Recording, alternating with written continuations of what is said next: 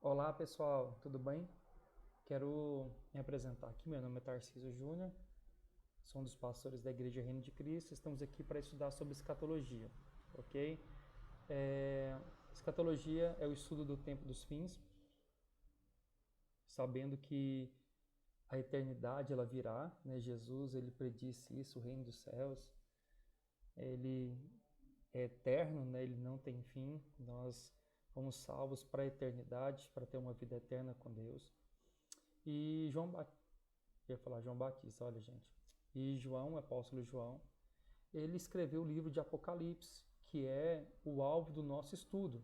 Temos outros livros que falam desse tempo, que falam desse último momento, como o livro de Daniel, Ezequiel, mas nós vamos nos centrar no livro de Apocalipse, ok? O autor do livro de Apocalipse é João. A data que ele foi escrito foi aproximadamente 90 a 95 depois de Cristo, e ele escreveu aqui na ilha de Patmos, que era uma prisão.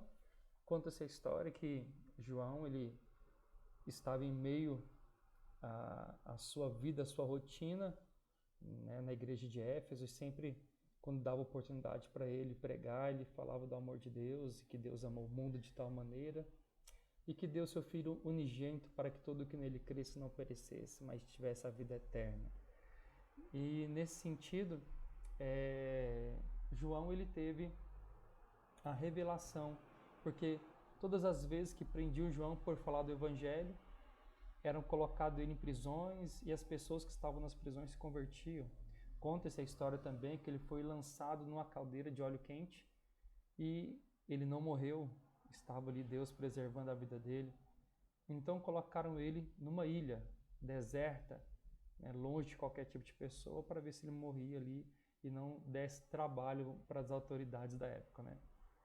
Mas Deus, em meio a essa prisão, deu uma das maiores revelações que a Bíblia tem dos tempos futuros para a vida de João. Ok? Então nós vamos ver agora um panorama desse grande livro e poderoso livro, e eu quero que você acompanhe comigo. Afinal, do que se trata o livro do Apocalipse? Se você tem essa dúvida, fica aqui comigo até o final para você entender um pouco mais sobre o livro profético do Novo Testamento. Seja muito bem-vindo ao canal Desenhando a Bíblia. Meu nome é Patrícia Jacobi, e se você quer crescer mais em conhecimento da Palavra de Deus, já clica aí no botão inscrever-se e ativa o sininho para você não perder mais nenhum estudo bíblico, certo? Bom vídeo!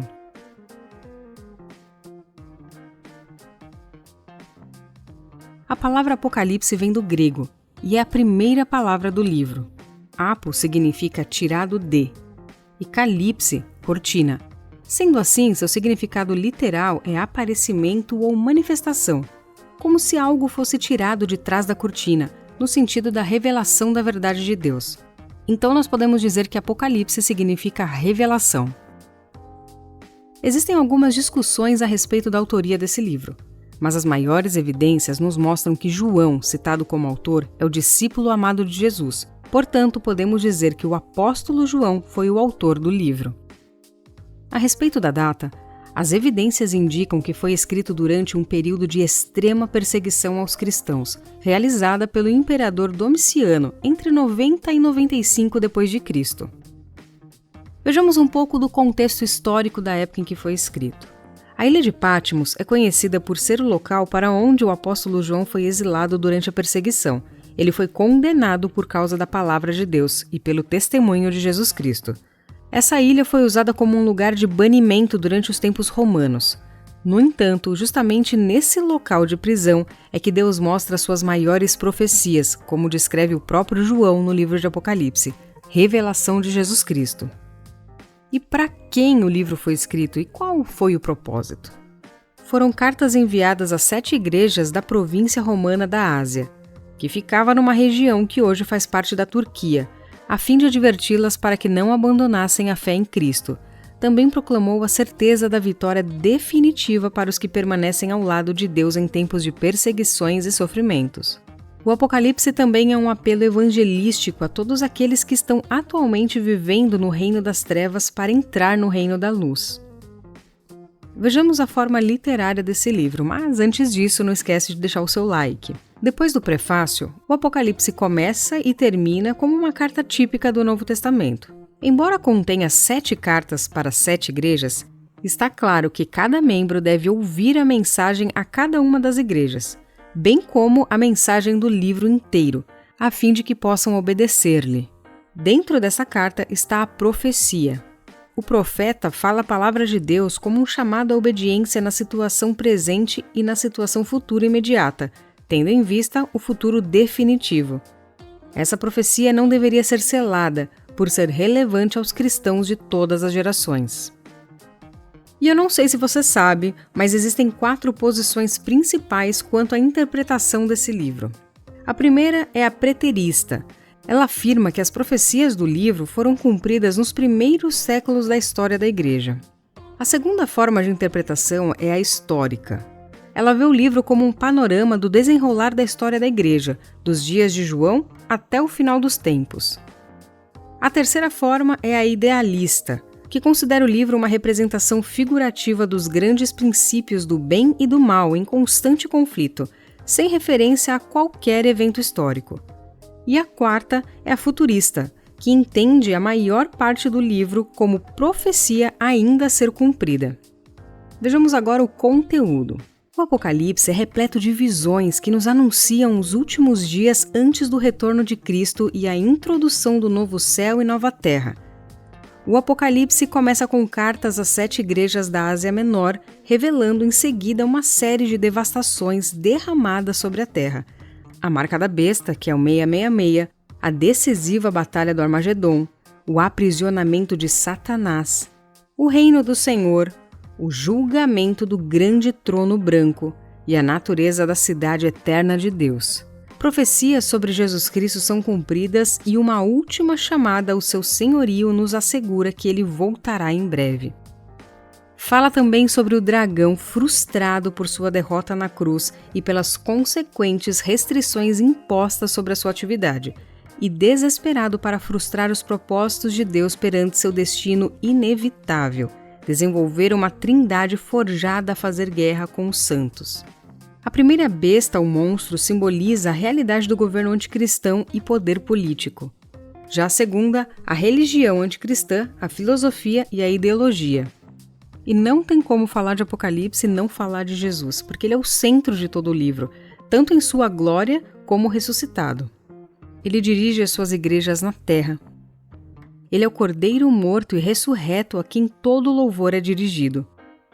Os julgamentos dos períodos vindouros da tribulação sobre a terra são a demonstração da ira do Cordeiro.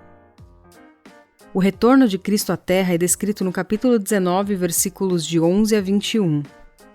O reino milenar de Cristo é apresentado no capítulo 20. Novos céus e nova terra são descritos nos capítulos 21 e 22. E o Apocalipse também tem uma conexão com o Antigo Testamento, pois o livro é a culminação das profecias sobre o fim dos tempos, começando com o Antigo Testamento.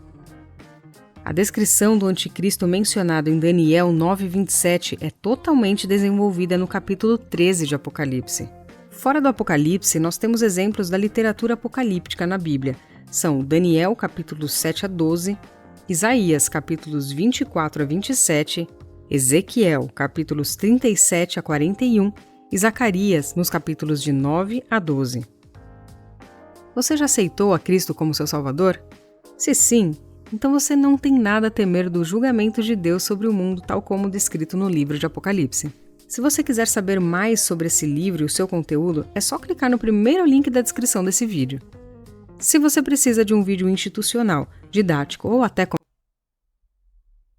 Então, gente, vemos aí o panorama geral desse livro, né? E eu quero reforçar algumas coisas. Né? Falamos aí sobre o nome, que significa revelação. Ele foi o último livro a ser escrito. O escritor dele, todos nós já ouvimos falar que é João. Nós já falamos também sobre essa questão, né, dele ser o pastor da igreja de Éfeso e tudo mais. E as coisas que hão de acontecer, que está escrito lá em Apocalipse capítulo 1, versículo 19, onde Jesus ele fala as coisas que hão de acontecer, ou seja, que ainda não aconteceram. Né? Então, Isso está bem óbvio aí no capítulo 1. Para muitas pessoas que são preteristas, falando que a maioria das profecias, na verdade, as profecias já aconteceram. Outros que são os históricos que falam que acontecem durante vários períodos da humanidade, está acontecendo ainda, né? Aconteceu, está acontecendo e vai acontecer mais ainda. E os futuristas, que é a nossa visão, que é a minha visão, que a maioria das coisas não aconteceram. A partir do capítulo 4, nós percebemos que ainda não aconteceu aquilo que foi revelado no livro de Apocalipse. A não ser o que foi já feito e realizado foi as cartas às igrejas, que é uma advertência para todos nós como cristãos, ok? Vimos aí, né, as interpretações preteristas, históricos e futuristas. A visão geral do livro, capítulo 1, revelação de Jesus Cristo, capítulo 2, 3, cartas às igrejas, 4 a 22, a conclusão da história de redenção, ou seja, Jesus, ele redimiu a humanidade para um propósito, e o propósito é de que a igreja reinasse com Cristo e se revelasse também na vida dos israelitas, do povo de Israel, né, a sua majestade e glória, como os israelitas gostariam de ter visto Jesus na época em que Jesus veio. Ou seja, os israelitas queriam um rei e Jesus veio como servo e eles não o aceitaram. Essa é uma das causas, né? Tá aqui a história dos governos da terra no futuro será contada aqui, ó, a história desse governo será contada através de alguns grupos, né, de 7 selos, 7 trombetas e 7 taças. O primeiro grupo dos 4 selos abrange a história do mundo da ascensão de Cristo até a sua volta, ou seja, os 4 primeiros selos vão falar daquilo que aconteceu da ascensão, ou seja, de Jesus ressuscitado, até a volta dele, quando ele voltar para buscar a sua igreja, buscar o seu povo, ou, né, vier nas nuvens, onde todo olho verá e toda língua, né, confessará que ele é o Senhor. Nesses 4 textos falam dos 7 selos, que são os cavaleiros, da primeira pregação do Evangelho, o segundo da guerra, o terceiro da fome, e o quarto que é, né, o cavaleiro da morte. O quinto fala do que está clamos, né, mas é clamor aos santos, né, os martirizados. O texto abrange o tempo da grande tribulação, as 7 trombetas, que são também o conteúdo do 7º selo, que fala também da grande tribulação. Ou seja, a partir do 7º selo vai começar então a grande tribulação, e nessa grande tribulação aborda-se as 7 trombetas e os 7 castiçais, perdão. No 7º selo começa a grande tribulação, que aí desenrola-se as 7 trombetas e depois os 7 castiçais. Então, é isso daí. Vemos aí o propósito livre, a conclusão do propósito de Deus para com o homem, a natureza do homem e do diabo, a redenção do homem, a glorificação, né, a santificação do homem, e a igreja como noiva, né, como uma igreja nova, uma igreja redimida, uma igreja, né, que foi ali conquistada, que foi comprada pelo sangue do Cordeiro, ok? A consumação do casamento entre Cristo e a igreja. E o destino de Satanás, que no final ele vai para o lago de fogo e enxofre, juntamente com aqueles que o adoraram, Satanás, o anticristo, a besta e o falso profeta, e aqueles que estão junto com ele em toda a humanidade, em toda a história da humanidade. Bom, gente, panorama do primeiro capítulo, nós vemos aí a revelação de Jesus. No capítulo 1, versículo 1, fala: revelação de Jesus Cristo, o qual Deus lhe deu para mostrar aos seus servos, as coisas que brevemente devem acontecer, e pelo seu anjo as enviou e as notificou a João, seu servo. Vemos aí da parte de Deus que Deus quis revelar isso aos santos, né? Então, isso é para todos aqueles que creem em Jesus. Muitas pessoas não gostam de ler o livro de Apocalipse, achando que é um livro muito difícil de ler, mas na verdade nós vamos perceber o tanto que ele é fácil. Existem sim algumas coisas que são difíceis de interpretar, Existem algumas dúvidas, existem algumas situações nas quais a gente não tem uma conclusão certa, porém existe sim uma sombra, né, de uma interpretação que seja plausível para que nós possamos entender. No capítulo 1, versículo 5, né, lá se fala-se, e da parte de Jesus Cristo, que é a fiel testemunha, ou seja, Jesus, a fiel testemunha, o primogênito dentre os mortos e o príncipe dos reis da terra, aquele que nos amou e com seu sangue nos lavou dos pecados. Vemos aí as características de Jesus, a fiel testemunha de Deus, o primogênito dentre os mortos e o príncipe dos reis da terra. Aquele que nos amou e com seu sangue nos lavou dos pecados. Essa é a natureza e as qualidades do nosso Senhor Jesus. No versículo 6 diz que nos fez reis e sacerdotes para Deus. Né? Diga aí para a pessoa que, não sei se você está assistindo sozinho, não sei se você está assistindo em sala de aula, porém, né, você pode dizer para você mesmo, para a pessoa que está do seu lado aí, você é um rei, você é um sacerdote. Jesus te fez rei e sacerdote. Esse é o propósito de Deus para a sua vida. Né? Diga para você mesmo, eu sou rei, eu sou sacerdote. Esse é o propósito de Deus, você reinar e ministrar diante de Deus e diante dos homens, né, falando a palavra e a vontade de Deus para os homens da parte de Deus, ok? E é para a glória e poder de Deus, para a glória de Deus e para que o poder dele seja manifestado para todo sempre. No versículo 13 diz assim, e no meio dos 7 castiçais, olha só, vem algumas coisas que a gente às vezes não entende de primeira, mas a gente vai entender, olha só. E no meio dos 7 castiçais, um semelhante ao Filho do Homem, vestido até os pés de uma roupa comprida e cingido pelos peitos com um cinto de couro. No versículo 20 diz lá assim, o mistério das 7 estrelas que vistes na minha destra e dos 7 castiçais de ouro, as 7 estrelas são os anjos das 7 igrejas. E os 7 castiçais que vistes são as 7 igrejas. Então, o próprio livro está explicando, o próprio texto está explicando os versículos. Então, você não tem o risco de não entender, né, algumas partes ali de Apocalipse, né, até pelo fato de que a Bíblia explica a Bíblia, e o livro de Apocalipse ele se explica, ok?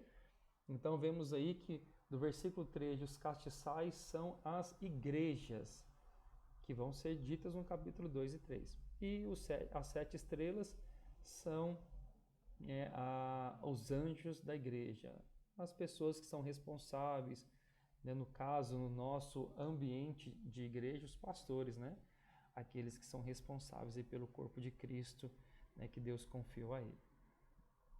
Então vamos lá.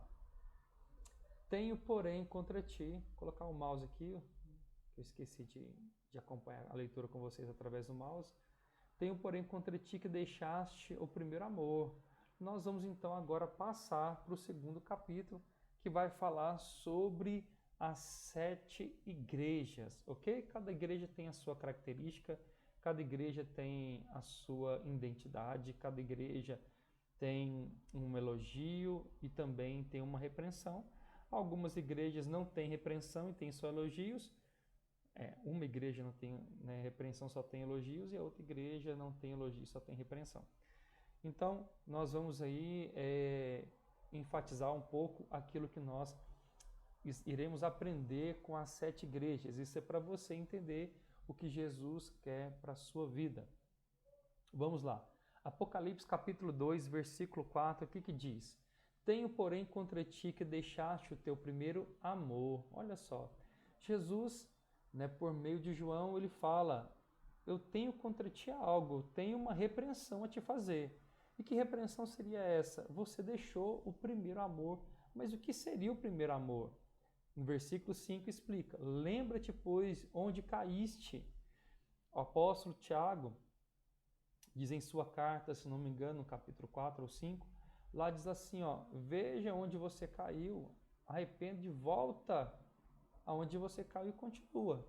Então, o apóstolo João também recebeu da parte de Jesus essa mesma instrução para dar à igreja de Éfeso. Lembra de onde você caiu.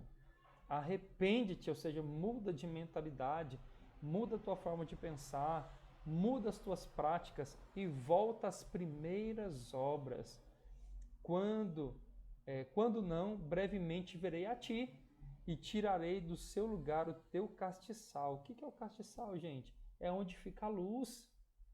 É onde fica a luz. Olha, o castiçal no Velho Testamento, onde havia ali o castiçal que são formados por 7 hastes, e em cada ponta da haste ficava a luz, ele não podia ser apagado, porque o castiçal representa o próprio Cristo, e a luz deste castiçal a própria igreja.